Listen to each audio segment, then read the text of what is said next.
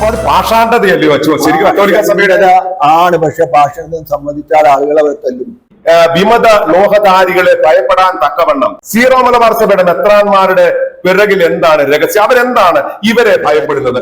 നമ്മളിപ്പോ ഈ മെത്രാന്മാരുടെ പിന്തുണ കിട്ടുമെന്ന് വിചാരിച്ചല്ല ഈ നിലപാട് എടുത്തിരിക്കുന്നു. ഈ സിനഡ് നിശ്ചയിച്ച കുർബാന നടപ്പിലാക്കാൻ സർക്കാർ ഇറക്കിയിരുന്നെങ്കിൽ ഏറെ ഒരു 75% വൈദികരെങ്കിലും അന്ന് സിനഡ് തീരുമാനിച്ച പോലെ കുർബാന ആരംഭിച്ചാൽ ഈ അച്ചടക്കമില്ലായ്മ കാണിക്കുന്ന അച്ഛന്മാർക്കെതിരെ കടുത്ത നടപടികളിലേക്ക് തന്നെ അധികാരികൾ നീങ്ങിയെങ്കിൽ അവിടെ എന്നെ ബന്ധിയാക്കിയത് ആദ്യത്തെ സംഭവമൊന്നുമല്ല.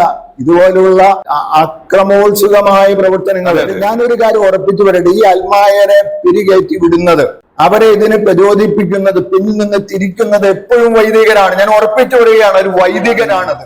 ഇവർക്ക് യുക്തി ഉണ്ടെങ്കിൽ എന്തിനാണ് ഇവര് ശാരീരികമായ ഈ അക്രമങ്ങൾ നടത്തുന്നത്?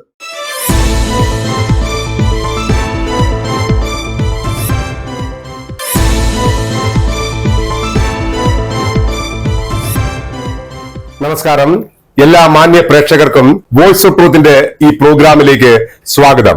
എറണാകുളത്തെ വൈദിക സമിതി പിളർന്നതിന് ശേഷം പിളർപ്പിന്റെ ഒരു ഭാഗമായ വൈദിക സമിതിയിലെ വൈദികരുമായിട്ട് വോയിസ് ഓഫ് ട്രൂത്ത് നടത്തിയ നേരിട്ടുള്ള സംവാദത്തിന്റെ മൂന്നാമത്തെ ഭാഗമാണ് നിങ്ങളുടെ മുൻപിലേക്ക് ഞങ്ങൾ കൊണ്ടുവരുന്നത്. ഈ ഭാഗത്ത് ഫാദർ ആന്റണി പൂതുവേലി എങ്ങനെയാണ് 9 അംഗ മെത്രാൻ സമിതി തയ്യാറാക്കിയ കള്ളപ്രമാണങ്ങളിൽ ഒപ്പിട്ടത് നിമിത്തം മുൻ മേജർ ആർച്ച് ബിഷപ്പും കർദിനാളുമായ മാർ ജോർജ് ആലഞ്ചേരി പിതാവിന്റെയും മുൻ അഡ്മിനിസ്ട്രേറ്റർ ആയിരുന്ന മാർ ആൻഡ്രൂസ് താഴത്തിന്റെയും രാജി വത്തിക്കാൻ സ്വീകരിക്കുകയും അവർ രണ്ടുപേരും സ്ഥാനങ്ങൾ ഒഴിയുകയും ചെയ്തത് അതിന് കാരണമായ 9 അംഗ മെത്രാൻ സമിതി എന്ന് വെച്ചാൽ നവരത്ന മെത്രാൻ സമിതിയുടെ കള്ള ഡോക്യുമെന്റിൽ ഒപ്പിട്ടതല്ലേ മുൻ സഭാതലവന്റെ പദവി നഷ്ടപ്പെടാൻ കാരണമെന്നുള്ള വോയിസ് ഓഫ് ട്രൂത്തിന്റെ ചോദ്യത്തിന് ഫാദർ ആന്റണി പൂതുവേലി നൽകുന്ന മറുപടിയും കൂടെ സീറോ മലബാർ സഭയുടെ സിനഡ് മെത്രാന്മാരുടെ നട്ടല് വാഴപ്പിണ്ടിക്ക് തുല്യമാണ്, അവരുടെ നട്ടെല്ലിന് ബലമില്ലാത്തത് കൊണ്ടാണ് ഇന്ന് സഭയിൽ നടക്കുന്ന ഈ പ്രശ്നങ്ങൾക്കെല്ലാം കാരണമെന്ന് വെളിപ്പെടുത്തിക്കൊണ്ട് ഫാദർ ജോർജ് നെല്ലിശ്ശേരിയുടെ ശക്തമായ വെളിപ്പെടുത്തലുമാണ് നിങ്ങളുടെ മുൻപിൽ ഞങ്ങൾ ഇന്ന് കൊണ്ടുവരുന്ന വൈദിക സമിതി അംഗങ്ങളുടെ ശക്തമായ അഭിപ്രായ പ്രകടനങ്ങൾ. ഇവിടെ ഫാദർ ജോർജ് നെല്ലിശ്ശേരി എടുത്തു പറയുന്ന ഒരു കാര്യം, ധൂർത്തപുത്രനെ അന്വേഷിച്ചു പോകുന്ന പിതാവിന്റെ റോൾ അല്ല സിനഡ് നിർവഹിക്കേണ്ടത്. ധൂർത്തപുത്രൻ തന്റെ തെറ്റുകൾ ഓർത്ത് മനസ്താപപ്പെട്ട് തിരിച്ചു വരുമ്പോൾ അവനെ സ്വീകരിക്കുന്ന പിതാവിന്റെ റോളാണ് സിനഡിന് വേണ്ടത്. ഈ ഒരു കാര്യമാണ് വിശ്വാസികളും ആവശ്യപ്പെടുന്നത്. സീറോ മലബാർ സിനഡിലെയും സിനഡ് പിതാക്കന്മാരിൽ ചിലരുടെയും പ്രത്യേക അജണ്ടകൾ മുൻനിർത്തി എറണാകുളം രൂപതയെ മുൻനിർത്തിക്കൊണ്ട് സീറോ മലബാർ സഭയെ തന്നെ അപമാനിക്കുന്ന തരത്തിലുള്ള ഇപ്പോൾ നടന്നുകൊണ്ടിരിക്കുന്ന സർക്കുലർ കത്തിക്കുന്ന പരിപാടികളും സഭയ്ക്കെതിരെ സമരം നടത്തുന്ന വൈദിക ലോക തൊഴിലാളികളുടെ സമരമുറകളും കണ്ടുമെടുത്ത സീറോ മലബാർ സഭയുടെ വിശ്വാസികളുടെ അതേ അഭിപ്രായം തന്നെയാണ് വൈദിക സമിതിയിലെ ഈ വൈദികരുടെ അഭിപ്രായങ്ങളും. നമ്മൾക്ക് നേരിട്ട് കാണാം ഈ വൈദികർ എന്താണ് നമ്മളോട് പറയുവാൻ ആഗ്രഹിക്കുന്നതെന്ന്.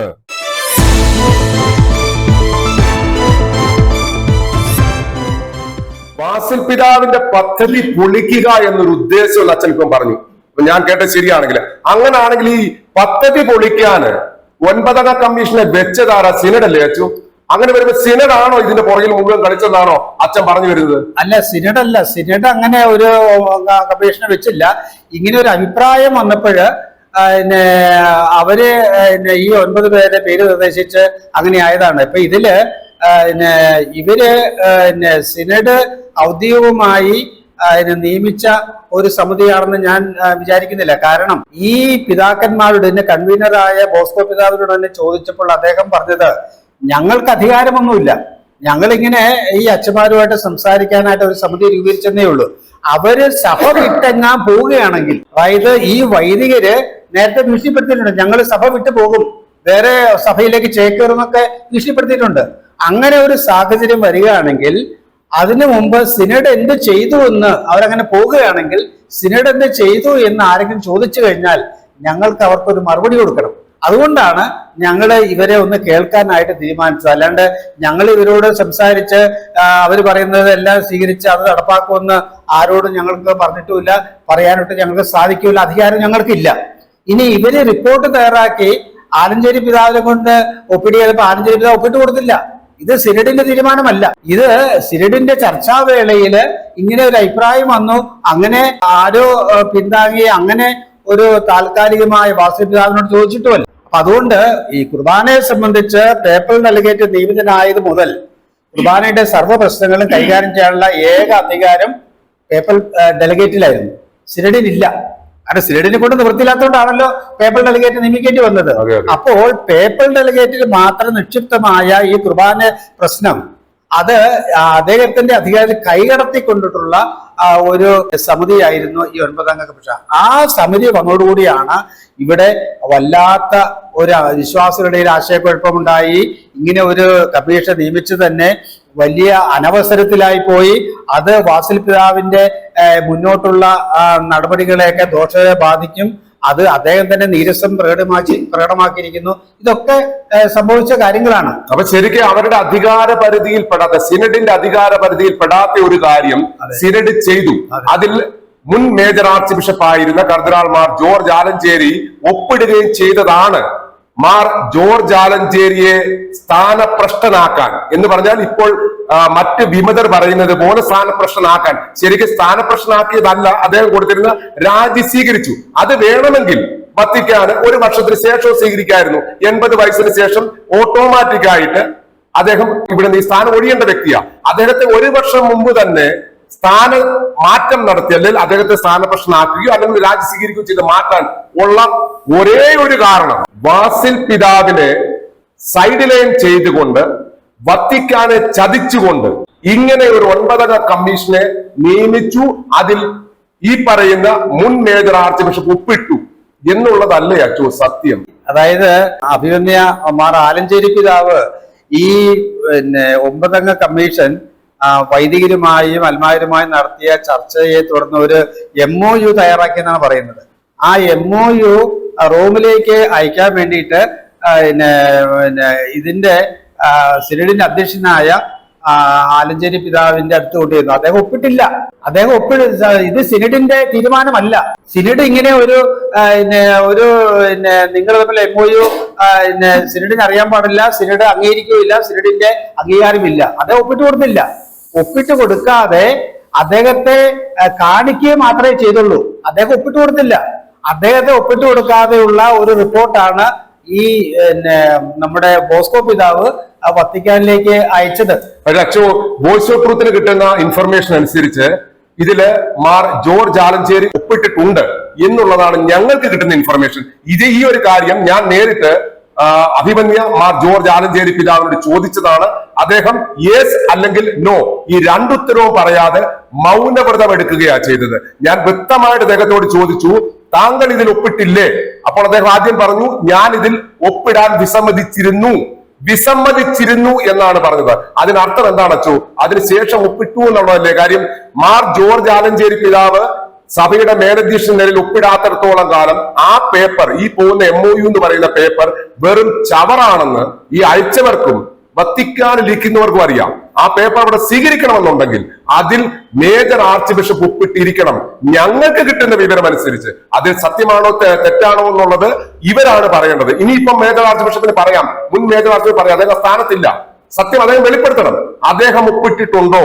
അതിനോടൊപ്പം തന്നെ മുൻ അപ്പസ്തോലിക് അഡ്മിനിസ്ട്രേറ്റർ തൃശൂർ രൂപതയുടെ മെത്രാപ്പോലീത്ത അദ്ദേഹവും അതിലൊപ്പിട്ടിട്ടുണ്ട് എന്നുള്ള വളരെ ഞെട്ടിക്കുന്ന അല്ലെങ്കിൽ ഞങ്ങളെ വേദനിക്കുന്ന ഒരു അറിവാണ് ഞങ്ങൾക്ക് കിട്ടിയത്. അത് സത്യമാണോ അല്ലെങ്കിൽ അത് കിട്ടിയാൽ തെറ്റാണോ എന്നുള്ളത് പറയാൻ അർഹതപ്പെട്ടവർ ഇവര് 2 പേരും അല്ലെങ്കിൽ വത്തിക്കാനുമാണ്. വത്തിക്കാനോട് നേരിട്ട് ചോദിക്കാനുള്ളതൊന്നും കപ്പാസിറ്റി ഞങ്ങൾക്കില്ല. ഞങ്ങൾ സാധാരണ വിശ്വാസികളാണ്, അൽമായരാണ്. അപ്പം ഇങ്ങനെ ഒരു ആരോപണമുണ്ട്. അവരൊപ്പിട്ടാലും ഇല്ലെങ്കിലും ഇങ്ങനെ ഒരു ആരോപണമുണ്ട്. ഏതെങ്കിലും അതായിക്കോട്ടെ, നമ്മള് ആരോപണത്തെ പറ്റി നേരത്തെയും വിശ്വാസികളോട് തുറന്നു പറഞ്ഞതാണ്. എനിക്ക് ഫാദർ ജോർജ് നെല്ലിശ്ശേരി അച്ഛന്റെ അടുത്ത് പോകുന്നതിന് മുമ്പ് ഒരു ചോദ്യം കൂടെ ഉണ്ട്. അതിനോട് അച്ഛന് പറയാം. അച്ഛൻ എന്താണ് പറയാനുള്ളത്? ഇതോട് ചേർന്ന ഒരു കാര്യം കൂടെ എനിക്ക് പറയാനുള്ളത്, ഞാൻ അഭിമന്യ ആലഞ്ചേരി പിതാവുമായിട്ട് നേരിട്ട് സംസാരിച്ചപ്പോൾ അദ്ദേഹത്തിൽ നിന്ന് എനിക്ക് കിട്ടിയ മറുപടി അദ്ദേഹം ഇതിൽ ഒപ്പിട്ടിട്ടില്ല എന്നുള്ളത് തന്നെയാണ്. അതിന്റെ അടിസ്ഥാനത്തിലാണ് ഞാൻ ഇത് പറഞ്ഞത്. അദ്ദേഹം ഇത് ഒപ്പിട്ടിട്ടില്ല എന്നുള്ളത് അദ്ദേഹത്തെ കൊണ്ടുവന്ന് അദ്ദേഹം വായിച്ചു നോക്കിയിട്ടുണ്ടാകാം. പക്ഷേ അദ്ദേഹം സിനഡിന്റെ തീരുമാനമായിട്ട് അംഗീകരിച്ച് അദ്ദേഹം ഒപ്പിട്ടിട്ടില്ല എന്നാണ് അദ്ദേഹം നേരിട്ട് എന്നോട് പറഞ്ഞത്. അതിന്റെ വെളിച്ചത്തിലാണ് ഞാനിത് പറഞ്ഞത്. പിന്നെ ആലഞ്ചേരി പിതാവിനെ അനവസരത്തിൽ മാറ്റാനിടയായത് ഈ സംഭവമാണെന്ന് എനിക്ക് തോന്നുന്നില്ല. അത് ഞാൻ മനസ്സിലാക്കുന്നത് എങ്ങനെയാണ്, അതായത് ആലഞ്ചേരി പിതാവ് ഈ മേജർ ആർച്ച് ബിഷപ്പ് സ്ഥാനത്ത് നിന്ന് മാറിയാൽ ഇവിടുത്തെ കുർബാന പ്രശ്നം സർവ്വ പ്രശ്നങ്ങളും പരിഹരിക്കും എന്ന് ആരോ വത്തിക്കാനെ തെറ്റിദ്ധരിപ്പിച്ചതായിട്ടാണ് ഞാൻ മനസ്സിലാക്കുന്നത്. അത് തലശ്ശേരി രൂപതയുടെ മെത്രാൻമാർ പാമ്പ്ളാനി പിതാവാണ് എന്ന് മനസ്സിൽ ചെറിയൊരു സംശയം അച്ഛനുണ്ടോ? അതൊന്നും എനിക്കറിയാൻ പാടില്ല. ഈ രണ്ടുപേര്, അതായത് ഒരു മെത്രാനും, അതായത് ഒരു മെത്രാനും അതുപോലെ തന്നെ ഒരു മൗണ്ട് സെന്റ് തോമസുമായിട്ട് ഏറെ അഭ്യർത്ഥന ബന്ധമുള്ള ഒരു വൈദികനും ഇതിന്റെ പിന്നിൽ പ്രവർത്തിച്ചതായിട്ടാണ് എനിക്ക് അതിന്റെ പരിസരത്ത് നിന്ന് കിട്ടിയ ഒരു വിവരം. അതുകൊണ്ട് ഈ ആലഞ്ചേരി പിതാവ് മാറിക്കഴിഞ്ഞാൽ പ്രശ്നങ്ങൾ പരിഹരിതമാവെന്ന് പറഞ്ഞു. പക്ഷെ ആലഞ്ചേരി പിതാവ് മാറിയിട്ടും പ്രശ്നം പരിഹരിച്ചില്ല. ഇപ്പൊ പിതാവ് തന്നെ എന്നോട് പറയുകയും ചെയ്തു, ആലഞ്ചേരി പിതാവ് തന്നെ പറഞ്ഞു, ഞാൻ മാറിക്കഴിഞ്ഞാൽ പ്രശ്നങ്ങൾക്ക് പരിഹാരമാവുന്ന എല്ലാവരും വിളിച്ചു പോയി, പക്ഷെ ഇപ്പോൾ ഞാൻ മാറിയിട്ടും പ്രശ്നം തീരുന്നില്ലല്ലോ എന്ന് പറഞ്ഞു. ഇതിൽ ആരോ ഇടപെട്ടിട്ടുണ്ടെന്നുള്ള ഒരു സംശയം അദ്ദേഹത്തിന് ഇല്ലാതില്ല. അച്ചോ, അതിനകത്തൊരു കാര്യം പറയാനുള്ളത്, ഈ പറയുന്ന ഒരു കാരണം ആലഞ്ചേരി പിതാവ് മാറിയാൽ പ്രശ്നം തീരുമെന്നുള്ളത് പുതിയൊരു അറിവല്ല. 3 വർഷം മുമ്പ് കൃത്യമായിട്ട് അച്ഛൻ പറയുന്ന, അല്ലെങ്കിൽ അച്ഛനെ സംശയിക്കുന്ന, അല്ലെങ്കിൽ നിങ്ങളൊക്കെ സംശയിക്കുന്ന ഈ പറയുന്ന 3 ബിഷപ്പുമാർ, സീറോ മലബാർ സഭയുടെ 3 ബിഷപ്പുമാർ വത്തിക്കാനെ അറിയിച്ചത് മാർ ജോർജ് ആലഞ്ചേരിയെ സ്ഥാനഭ്രഷ്ടനാക്കിയാൽ ഈ പ്രശ്നങ്ങൾ മുഴുവൻ തീരുമെന്ന് ഒരു അറിയിപ്പ് ഇവിടുന്ന് പോയി എന്നുള്ളത് വസ്തുനിഷ്ഠാപരമായിട്ടുള്ള കാര്യമാണ്. അല്ലെങ്കിൽ അവരത് അല്ല എന്ന് തെളിയിക്കണം. അന്ന് വത്തിക്കാൻ പറഞ്ഞത് അത് നടക്കുകയല്ല. മാർ ജോർജ് ആലഞ്ചേരി അദ്ദേഹത്തിന്റെ കാലാവധി പൂർത്തീകരിക്കുമെന്ന് പറഞ്ഞ വത്തിക്കാൻ ഒറ്റയടിക്ക് 1 വർഷം മുമ്പ് ഇദ്ദേഹത്തെ മാറ്റി പരിശുദ്ധ ബലിയർപ്പണം വരുത്താൻ അങ്ങനെ അത്ര വിവരദോഷികളും പൊട്ടന്മാരുമാണോ വത്തിക്കാനിലിരിക്കുന്നവര്? കാരണം അവർക്കൊരു കാരണം വേണം. നേരത്തെ അവർക്കൊരു കാരണമില്ലായിരുന്നു.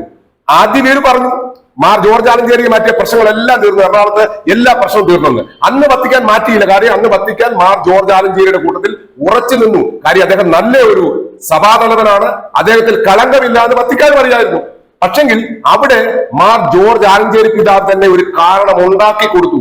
ഈ ഒരു ഡോക്യുമെന്റിൽ ഒപ്പിട്ടത് വഴി അതല്ല എന്ന് മാർ ജോർജ് ആലഞ്ചേരി പിതാവ് ഇതുവരെ ഒരിടത്തും നിഷേധിച്ചിട്ടല്ലോ. അങ്ങനെയാണ് ആലഞ്ചേരി പിതാവ് നേരിട്ട് നിഷേധിക്കണം, ഞാൻ അങ്ങനെ ഒപ്പിട്ടിട്ടില്ല, അത് അദ്ദേഹം ചെയ്യേണ്ടതല്ലേ ശരിക്ക്. കാര്യം അങ്ങനെ ഒരു തെറ്റിദ്ധാരണ എറണാകുളത്തെ വിശ്വാസികൾക്ക് തന്നെയല്ല, ആഗോള സീറോ മലബാർ സഭയിലുള്ള ഓരോ വിശ്വാസികളും വിശ്വസിക്കുന്നത് ഈ MOUയിൽ മാർ ജോർജ് ആലഞ്ചേരി പിതാവും തൃശൂർ രൂപതയുടെ മെത്രാപ്പോലിത്തയും അന്ന് അദ്ദേഹം അപ്പസ്തോലിക അഡ്മിനിസ്ട്രേറ്റർ ആയിരുന്നു. ഇവർ രണ്ടും ഒപ്പിട്ടത് അവരെ കൂടെ ഒപ്പിടിപ്പിച്ചതാണ്.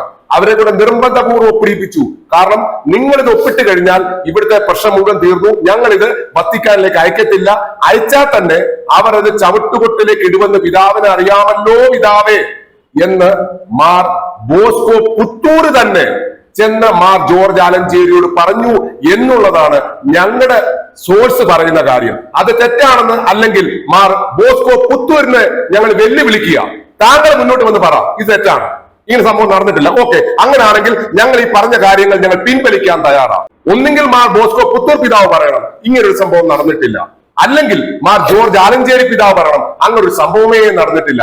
എപ്പോൾ വരെ ഈ 2 പിതാക്കന്മാർ ഇത് പറയുന്നില്ല എന്നുണ്ടെങ്കിൽ അവർ ചതിക്കുഴിയിൽ വീണതാണ്. അതാണ് ഇപ്പോൾ നടക്കുന്ന സംഭവങ്ങളുടെ പിന്തുടർച്ച. ഏതായാലും അച്ഛന്റെ അടുത്ത് ഞാൻ വീണ്ടും വരാം. അതിനു മുമ്പ് അവസാനമായിട്ട് ഒരു ചോദ്യം കൂടി ഞാൻ ചോദിക്കുക. ജോർജ് നെല്ലിശ്ശേരി അച്ഛനോട് എനിക്ക് ഒത്തിരി കാര്യങ്ങൾ ചോദിക്കാറുണ്ട്. താങ്കളോട് ചോദിക്കുന്ന ഒരേ ഒരു ചോദ്യം, ഞങ്ങളുടെ ഇപ്പൊ താൽക്കാലികമായിട്ട് അവസാനത്തെ ചോദ്യം, വൈദികർക്ക് പരിധികൾ നിശ്ചയിക്കേണ്ടത് ആവശ്യമാണോ? കാരണം ഞങ്ങൾ ഈ ചോദ്യം ചോദിക്കാൻ കാരണം എറണാകുളം രൂപത്തിലുള്ള ചില വൈദികർ അൾത്താരയെ ഉപയോഗിച്ചുകൊണ്ട് അൾത്താരയിൽ നിന്ന് അൽമായരെ നേരത്തെ പ്രാകുമായിരുന്നു, അവരെ ശപിക്കുമായിരുന്നു. പക്ഷെ അത് വേറൊരു കാര്യം, ഇപ്പോൾ സഭയുടെ മേലധ്യക്ഷന്മാരെ തന്നെ പ്രാകുകയും ശപിക്കുകയും ചെയ്യുന്ന വീഡിയോകൾ ഇന്ന് സോഷ്യൽ മീഡിയയിലുണ്ട്. അപ്പോൾ ഈ അൾത്താര ഉപയോഗിച്ച് വൈദികർ അവരുടെ മേലധ്യക്ഷന്മാരെ തന്നെ സഭയെ തന്നെ ചീത്ത വിളിക്കുന്ന ഈ ഒരു സംഭവത്തിന് വൈദികർക്ക് പരിധികൾ നിശ്ചയിക്കേണ്ടത് അത്യാവശ്യമല്ലേ അച്ഛോ? അച്ഛൻ അങ്ങനെ തോന്നുന്നില്ലേ? ഈ ഒരു ചോദ്യം കൂടെ അച്ഛനോട് ചോദിക്കുവാൻ ഞാൻ ആഗ്രഹിക്കുക. ഇപ്പോഴത്തെ സാഹചര്യത്തില് എറണാകുളം അങ്കമാലി അതിരൂപതയിലെ വിമത വൈദികരെ നിയന്ത്രിക്കാൻ ആരും ഇല്ലാത്ത ഒരു സാഹചര്യമാണുള്ളത്. ഇവിടെ കരിയിൽ പിതാവ് വന്നു, അതുപോലെ തന്നെ ഇപ്പോൾ നമ്മുടെ ആൻഡ്രൂസ് പിതാവ് വന്നു, ഇപ്പോൾ നമ്മുടെ അഭിവന്യ മാർ ബോസ്കോ പിതാവ് വന്നു. ഇവര് ആരും തന്നെ അവരുടെ ആരുടെയും നിയന്ത്രണത്തിലോ അല്ല അവര് പറയുന്ന രീതിയില് കാര്യങ്ങൾ ചെയ്യാനായിട്ട് അച്ഛന്മാരാരും തയ്യാറല്ല. അപ്പൊ അതുകൊണ്ട് ഈ 3 പിതാക്കന്മാരും ഈ രൂപതയിൽപ്പെട്ടവരല്ല. കരിയിൽ പിതാവ് CMI സഭയിൽപ്പെട്ട ആളാണ്. ആൻഡ്രൂസ് പിതാവ് തൃശ്ശൂർ അതിരൂപത അധ്യക്ഷനാണ്. അതുപോലെ തന്നെ നമ്മുടെ ബോസ്കോ പിതാവും തൃശ്ശൂർ രൂപതക്കാരനും മെൽബോൺ രൂപതയുടെ ബിഷപ്പ് എമരിറ്റസുമാണ്. അപ്പൊ ഇവർക്കൊക്കെ ഈ രൂപതയുമായിട്ടുള്ള അച്ഛന്മാരുമായിട്ട് അടുപ്പമുണ്ടെന്നല്ലാതെ ഈ രൂപത അംഗങ്ങളല്ല. അതുകൊണ്ട് അവരെ ഒരു പ്രത്യേക സാഹചര്യത്തിലാണ് അവർ ഈ സ്ഥാനത്തേക്ക് വന്നത്. അതുകൊണ്ട് അവർക്ക് ഇവരുടെ അച്ഛന്മാരുടെ സമ്മർദ്ദത്തിന് വഴങ്ങി അതുപോലെ ചെയ്യേണ്ട ഒരു ഗതികേടിൽ പെട്ടുപോയി. അതുകൊണ്ട് അവരാരും നിയന്ത്രണത്തിലല്ല അച്ഛന്മാര്. അപ്പൊ അതുകൊണ്ട് ഈ അച്ഛന്മാരെല്ലാം ഓരോ തോന്നിവാസമാണ് ചെയ്യുന്നത്. ഇപ്പോ സഭയുടെ സ്ഥാപനങ്ങൾ തന്നെ വിമത പ്രവർത്തനങ്ങൾക്കായിട്ട് വിട്ടുകൊടുക്കുകയാണ്.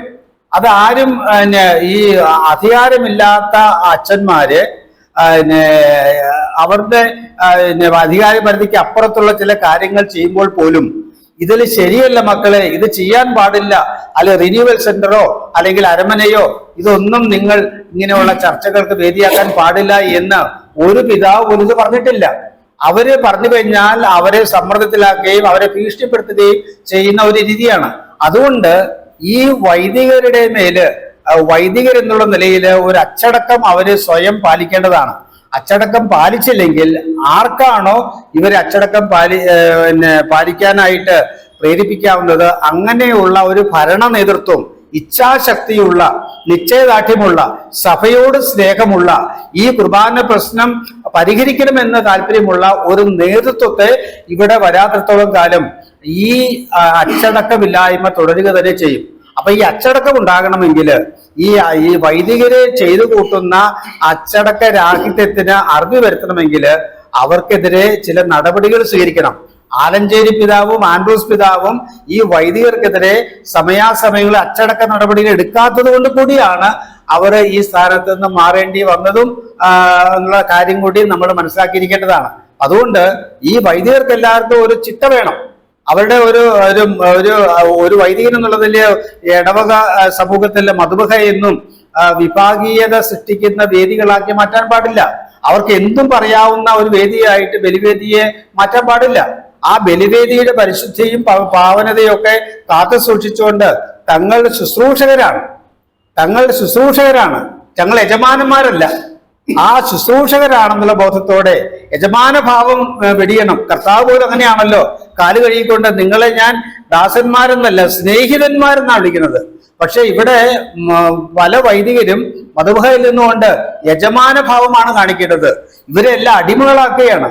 അവരുടെ സ്വാതന്ത്ര്യബോധവും സ്വത്വബോധവും എല്ലാം കളഞ്ഞു കുളിച്ചുകൊണ്ട് അവരെ വെറുതെ അടിമകളാക്കി അവരെ കൊണ്ട് അടിമപ്പണി ചെയ്യിച്ച് അവർക്ക് വേണ്ട പാരിതോഷികളെ കൊടുത്ത് അവരുടെ ഇംഗിതത്തിനനുസരിച്ച് അവരെ കൊണ്ടുപോവാണ്. ഇതിനൊരു അറുതി വന്നില്ലെങ്കിൽ ഈ രൂപതയില് ഇപ്പൊ നടപാടുന്ന ഈ കോലാഹലമൊന്നും പെട്ടെന്നൊന്നും അവസാനിക്കുകയില്ല.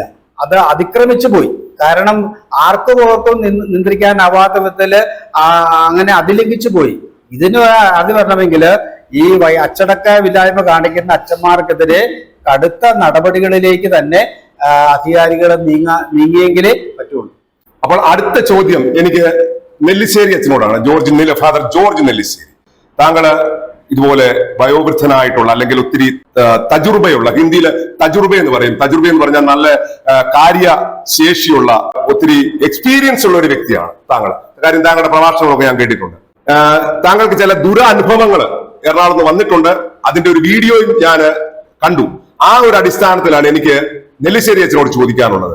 സഭയോടൊപ്പം നിന്നത് അല്ലെ സഭയോടൊപ്പം നിൽക്കുന്നത് ഒരു അബദ്ധമായി പോയി, ഞങ്ങളും ഈ വിമതരോടൊപ്പം നിന്നാ മതിയായിരുന്നു എന്ന് എപ്പോഴെങ്കിലും അച്ഛന് തോന്നിയിട്ടുണ്ടോ? കാരണം ഇത് പറയാൻ കാരണം അച്ഛനെ ഇങ്ങനെ പൂട്ടിയിട്ടിട്ട് അച്ഛൻ ഈ ഇരുമ്പഴിക്ക് പുറകെ നിൽക്കുന്നതും മുമ്പിൽ കുറച്ച് ആൾക്കാര് ജോർജ് അല്ലെങ്കിൽ ഉറക്കെ ഷൗട്ട് ചെയ്യുന്ന ഒരു വീഡിയോ ഞങ്ങൾ കണ്ടു. അപ്പൊ അച്ഛനെ ഇങ്ങനെ ബന്ദിയാക്കി നിർത്തക്കത്ത രീതിയിൽ മാനസികമായി പീഡിപ്പിക്കുന്ന ഒരു രീതി കണ്ടത് കൊണ്ടാ ചോദിക്കുന്നത്. ഇതില്ല ഇങ്ങനെ സഭയോടൊപ്പം നിന്ന് ഈ ഏകീകൃത കുർബാനയൊക്കെ ചെല്ലാമെന്ന് പറഞ്ഞത് ഒരബദ്ധമായി പോയി. ഇതിന്റെ ഒന്നും ആവശ്യമില്ലാതെ, കാരണം സഭാ നേതൃത്വം ഞങ്ങളെ സപ്പോർട്ട് ചെയ്യുന്നില്ല, അല്ലെങ്കിൽ സഭയുടെ മേലധ്യക്ഷന്മാര് ഞങ്ങളോട് നിങ്ങൾ ചെല്ലിക്കോ ഞങ്ങൾ പുറകിലുണ്ട് എന്ന് പറയാൻ ആരും മുന്നോട്ട് വന്ന് തയ്യാറാകുന്നില്ല. ഇപ്പൊ നമ്മള് പൊതുവേലിയിൽ അച്ഛനും പറഞ്ഞ ഏകദേശ ഒരു ആശയം അതൊക്കെയാണ്. അങ്ങനെ ഒരു ധാരണ നെല്ലിശ്ശേരി അച്ഛനുണ്ടോ? അങ്ങനെ ധാരണ ഉണ്ടാകേണ്ട കാര്യമില്ലല്ലോ. നമ്മളിപ്പോ ഈ മെത്രാന്മാരുടെ പിന്തുണ കിട്ടുമെന്ന് വിചാരിച്ചല്ല ഈ നിലപാട് എടുത്തിരിക്കുന്നത്. നമ്മൾ സഭ എന്നുദ്ദേശിക്കുന്ന കുർബാനക്രമം അത് ഒരു വിശ്വാസി എന്ന നിലയിൽ, ഒരു വൈദികൻ എന്ന നിലയിൽ ഞാൻ അനുവർത്തിക്കണം എന്നുള്ള ബോധ്യം കൊണ്ടാണ് ഞാൻ അങ്ങനെ ചെയ്തത്. അതിന് എതിർപ്പുകൾ നേരിട്ടു. ഈ അവിടെ എന്നെ ബന്ധിയാക്കിയത് ആദ്യത്തെ സംഭവമൊന്നുമല്ല. ഇതുപോലുള്ള അക്രമോത്സുകമായ പ്രവർത്തനങ്ങൾ മുമ്പ് എനിക്ക് നേരിടേണ്ടി വന്നിട്ടുണ്ട്. ഇത് മിക്കവാറും അൽമായരാണ് ചെയ്യുന്നതെന്നുള്ളത് വ്യക്തമാണല്ലോ.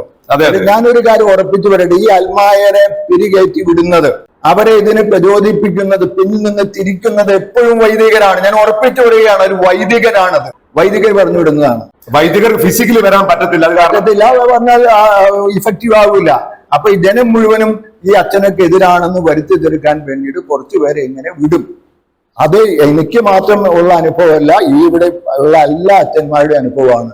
ഇപ്പൊ നമ്മുടെ സെലസ്റ്റിനത്തിനുണ്ടായി, അല്ലെങ്കിൽ തരിയൻ ഞാളിയത്തച്ഛനുണ്ടായി. ഇവർക്കെല്ലാം ശാരീരികമായ ആക്രമണം നേരിടേണ്ടി വന്നിട്ടുണ്ട്.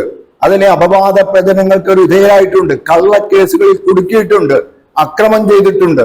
ഇതെല്ലാം ഞാനൊരു കാര്യം ചോദിക്കട്ടെ, ഇവരുടെ വാദഗതികൾ ശരിയാണെങ്കിൽ, ഇവർക്ക് യുക്തി ഉണ്ടെങ്കിൽ എന്തിനാണ് ഇവര് ശാരീരികമായ ഈ ആക്രമണങ്ങൾ നടത്തുന്നത്? അല്ലെങ്കിൽ ഫിസിക്കൽ ഫോഴ്സ് എന്തിനാണ് ഉപയോഗിക്കുന്നത്? അവർ പറയുന്നത് ഞങ്ങൾ ശരിയാണ്. ആദ്യം ഇവരൊരു സിനഡാലിറ്റി, ഒരു വാക്ക് എപ്പോഴും ആവർത്തിച്ച സിനഡാലിറ്റി. അതെ അതെ. ഇങ്ങനെ ഓരോന്നും പറയുന്നത് ഇവരുടെ ഇതുവരെയുള്ള ഇവരുടെ പ്രവർത്തന രീതി പരിശോധിച്ച ഒരു കാര്യം മനസ്സിലാകും. ഇവര് പറയുന്നത് ഞങ്ങൾ പറയുന്ന കാര്യങ്ങള്, ഞങ്ങളുടെ നിലപാട് സഭയും മാർപ്പാപ്പയും അംഗീകരിക്കണം. ഇവർ ചർച്ച നടത്തണമെന്ന് പറയുന്നു, സിനഡാലിറ്റി വേണമെന്ന് പറയുന്നു, ഞങ്ങളുമായി ഒരു ഡയലോഗ് വേണമെന്ന് പറയുന്നു. ഇതിന്റെ പിന്നിൽ അവര് ലക്ഷ്യം വെക്കുന്നത് എന്താണെന്ന് അറിയാമോ? ഞങ്ങള് പറയുന്നത് നിങ്ങൾ അംഗീകരിക്കണം, മാർപ്പാപ്പയെ അംഗീകരിക്കണം. അത് അംഗീകരിക്കാത്തടത്തോളം കാലം ഞങ്ങൾ വഴങ്ങുകയില്ല. ഇപ്പോഴും പറയുന്ന കാര്യം അത് തന്നെയാണ്. പിന്നെ ഇവർക്ക് മാർപ്പാപ്പയെ ധിക്കരിക്കാനും മാർപ്പാപ്പയെ തെളിവറിയാനും മടിയുള്ളതുകൊണ്ട്, ജനം ശോഭിക്കും എന്നുള്ളത് കൊണ്ട് ഇവർ മാർപ്പാപ്പയുടെ എപ്പോഴും മുന്നിൽ നിർത്തുകയാണ്. മാർപ്പാപ്പയെ മുന്നിൽ നിർത്തി ഞങ്ങൾ വേറെ സഭ ഉണ്ടാക്കുന്ന പറയണേ. ഇവരില്ല, അതും പൂർണ്ണമായിട്ടും ശരിയല്ല വെച്ചു. ഇപ്പൊ ഈ കഴിഞ്ഞ ദിവസം നടന്ന ഈ വൈദികരുടെ പെർസ്പെക്ടേറിയത്തില് നിങ്ങളെ പോലെ സഭയെ അനുകൂലിക്കുന്ന വൈദികർ പങ്കെടുത്ത് കാണത്തില്ല.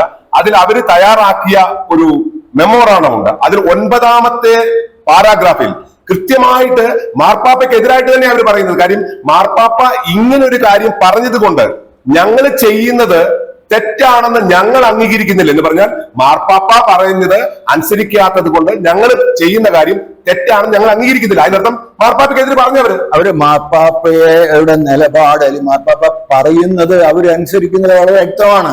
പക്ഷെ മാർപ്പാപ്പയെ തള്ളി പറയാതെ എപ്പോഴും ശ്രമിക്കുന്നുണ്ട്. അതുകൊണ്ട് തന്നെ മാർപ്പാപ്പയുടെ കീഴിൽ സ്വതന്ത്ര സഭ വേണം, ഇതൊക്കെയാണ് ആവശ്യപ്പെടുന്നത്. അല്ല, അത് പോസിബിൾ ആണോ അച്ചോ? പോസിബിൾ അല്ല എന്ന് എല്ലാവർക്കും അറിയാം. പക്ഷെ അവരവരെ കൂടെ നിൽക്കുന്ന സാധാരണക്കാരായ അധികം ചിന്തിക്കാത്ത ആളുകളെ തെറ്റിദ്ധരിപ്പിക്കാൻ വേണ്ടി പറയുന്നതാണ്. കാരണം മാർപ്പാപ്പയെതിരെ ഞങ്ങൾ കത്തോലിക്കാ സഭയ്ക്ക് നിന്ന് പിരിഞ്ഞു പോകുന്ന ഞങ്ങൾ വേറെ സഭ ഉണ്ടാക്കുന്ന പറഞ്ഞാൽ ഒരു മനുഷ്യനും അവരുടെ കൂടെ പോകില്ല. അപ്പൊ മാർപ്പാപ്പ ഞങ്ങളുടെ കൂടെ, ഞങ്ങൾ മാർപ്പാപ്പ പറയുന്നത് കേൾക്കുന്ന, മാർപ്പാപ്പ പറയുന്ന പോലെ ഞങ്ങള് കുർബാനയിൽ നിന്നൊരു പറയുന്നേ മനസ്സിലാകുന്നുണ്ടോ? മാർപ്പാപ്പ ജനാഭിമുഖ കുർബാന ചെല്ലുന്നു, ഞങ്ങളും ജനാഭിമുഖ കുർബാന ചെല്ലുന്നു. അവിടെയൊക്കെ തെറ്റിദ്ധരിപ്പിക്കലും കളവ് പറയലുമുണ്ട്. വ്യാജ പ്രചാരണം ഇവരുടെ ഒരു എപ്പോഴും ഒരു കർമ്മ പരിപാടിയാണ്. വ്യാജമായിട്ട് ഓരോന്ന് പറയുക. ഇല്ല, അത് പൂർണ്ണമായിട്ടും എന്തുകൊണ്ടായിരിക്കും അച്ഛൻ അങ്ങനെ ചിന്തിക്കുക? മാർപ്പാപ്പ ചെല്ലുന്ന കുർബാന എന്ന് പറഞ്ഞ ആർക്കും അതിനെ ന്യായീകരിക്കാൻ ഒക്കത്തില്ല. കാര്യം മാർപ്പാപ്പ ലത്തീൻ സഭയുടെ പാത്രക്കീസാണ്. ലത്തീൻ സഭയുടെ ആചാരക്രമം അനുസരിച്ച് ജനാഭിമുഖ കുർബാനയാണ് ഇപ്പോൾ നിലവിലിരിക്കുന്നത്. അതുകൊണ്ട് അവർ ചെല്ലുന്നു. എന്നാൽ മാർപ്പാപ്പ ഏതെങ്കിലും പൗരസ്ത്യ സഭകളിലേക്ക് ചെന്നു കഴിഞ്ഞാൽ അവിടെ അൾത്താരാഭിമുഖ കുർബാന മാർപ്പാപ്പ ചെല്ലുന്നത്. അപ്പോൾ മാർപ്പാപ്പ ചെല്ലുന്ന കുർബാന ഞങ്ങൾ അങ്ങ് ചെല്ലിയേക്കാം, എന്നാൽ ഞങ്ങൾ സീറോ മലബാർ സഭയിലെ നിൽക്കത്തുള്ളൂ, നിങ്ങളുടെ പാരമ്പര്യം ഞങ്ങൾ സ്വീകരിക്കത്തില്ല.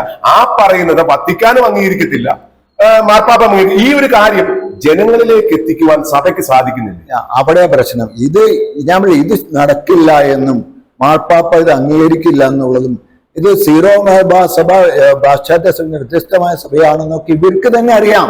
പക്ഷെ ഇവർക്ക് ഇവിടെ കൂടെ നിൽക്കുന്ന ആളുകളെ കൂടെ നിർത്താൻ വേണ്ടി ഇങ്ങനെയുള്ള വ്യാജ പ്രചാരണങ്ങൾ നടത്തിയേ തീരൂ. അവർ നടത്തിക്കൊണ്ടിരിക്കുന്നത്. അതിനെതിരെ ഈ പറഞ്ഞ പ്രസക്തമായ ഒരു ചോദ്യമുണ്ട് ഇവിടെ.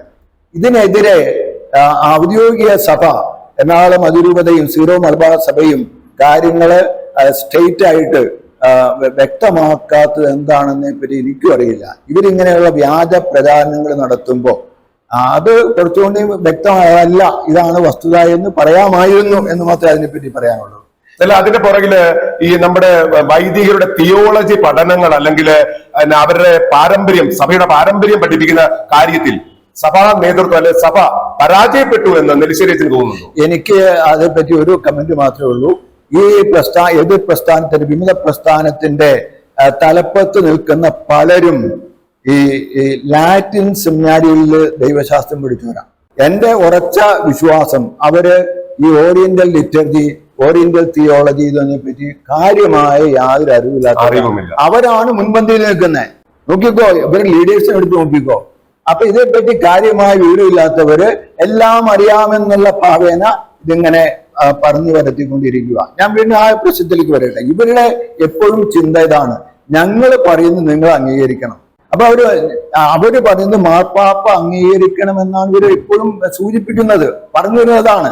മാർപ്പാപ്പ പറയുന്നത് കേൾക്കുക, സഭ പറയുന്നത് അനുസരിക്കുക, അങ്ങനെ സഭയോടൊത്ത് ചിന്തിക്കുക എന്നുള്ള ഒരു നിലപാടല്ല അവർ എടുത്തിരിക്കുന്നത്. ഞങ്ങൾ പറയുന്നത് നിങ്ങൾ അനുസരിക്കണം, മാർപ്പാപ്പ അനുസരിക്കണം എന്നാണ് പച്ചയായിട്ട് പറഞ്ഞാൽ അവർ പറയാൻ ശ്രമിക്കുന്നത്.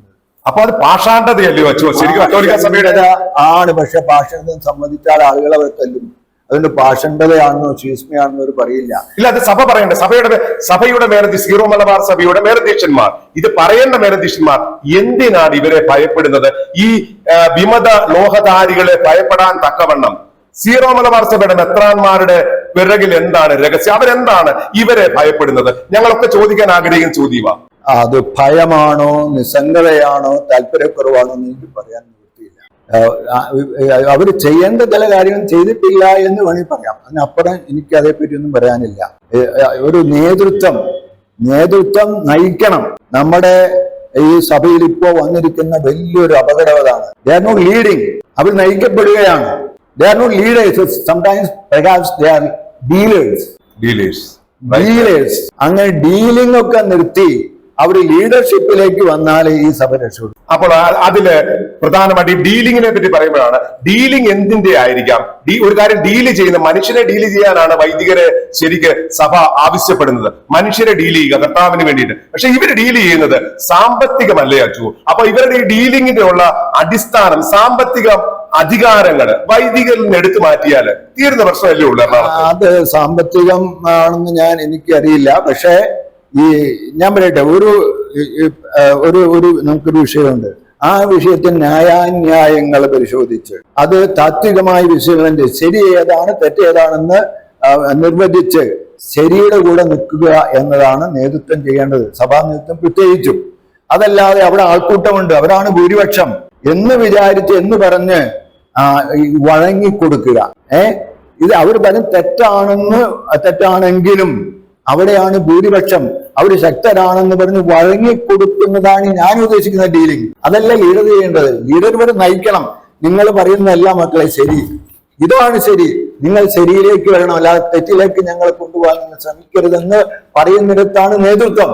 ആ നേതൃത്വം ഇല്ലാതെ പോയി എന്നുള്ള വസ്തുതയാണ്. അല്ല, അവര് നേതൃത്വം അതാണ് ചെയ്യേണ്ടത്. പക്ഷെങ്കിൽ ഓരോ പ്രാവശ്യവും നേതൃത്വത്തോട് ചോദിക്കുമ്പോൾ അവര് പറയുന്ന ഒരു കാരണം നമ്മൾക്ക് എല്ലാവരും വേണം. അവര് ബൈബിളിനെയാണ് കോട്ട് ചെയ്യുന്നത്. ബൈബിളിലെ ധൂർത്തപുത്രന്റെ ഉപമ, അല്ലെങ്കിൽ കാണാതെ പോയ നാണയത്തിന്റെ ഉപമ, കാണാതെ പോയ ആടിന്റെ ഉപമ എന്ന് പറയുന്നത് ഇവര് കുറച്ചു പേരേ ഉള്ളൂ. പക്ഷെ അവരെ ഞങ്ങൾക്ക് വേണം, ഞങ്ങൾക്ക് വിട്ടുകളയാൻ ഒക്കത്തില്ല.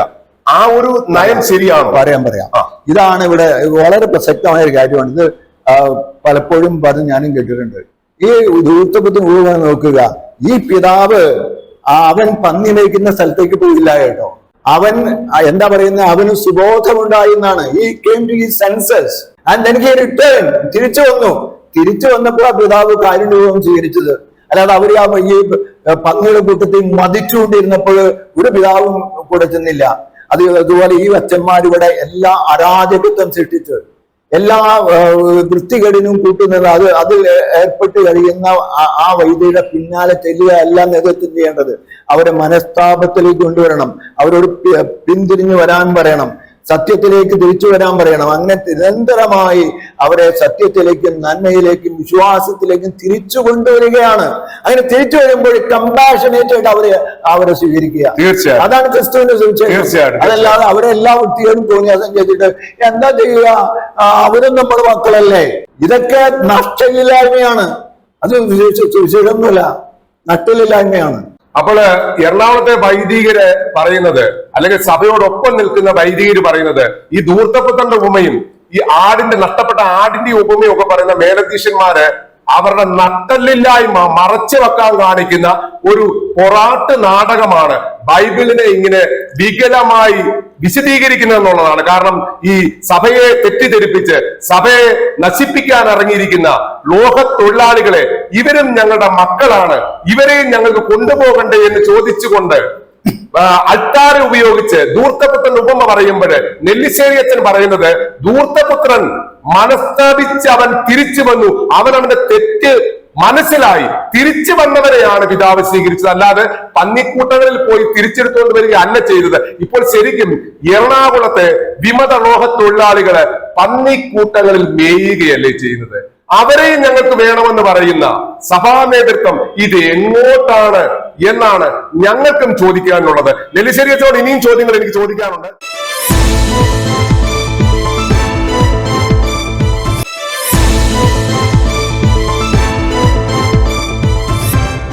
നിങ്ങൾ ഇതുവരെ കണ്ടുകൊണ്ടിരുന്നത് വോയിസ് ഓഫ് ട്രൂത്ത്, സത്യത്തിന്റെ സ്വരം. ഈ ചാനൽ സബ്സ്ക്രൈബ് ചെയ്യാത്ത എല്ലാവരും ചാനൽ സബ്സ്ക്രൈബ് ചെയ്യുക, ലൈക്ക് ചെയ്യുക, ഷെയർ ചെയ്യുക. നിങ്ങൾ ഈ കേൾക്കുന്ന വിഷയങ്ങൾ മറ്റുള്ളവരിലേക്ക് എത്തിപ്പെടുന്നത് നിമിത്തം സീറോ മലബാർ സഭയുടെ പുഴുക്കുത്തുകളെ അകറ്റി നിർത്തുവാൻ വിശ്വാസികൾ ഒന്നിക്കുന്ന കാലം വരുന്ന ആ നല്ല സമയത്തിന് വേണ്ടി ചാനൽ സബ്സ്ക്രൈബ് ചെയ്യുക, ലൈക്ക് ചെയ്യുക, ഷെയർ ചെയ്യുക. നന്ദി, നമസ്കാരം.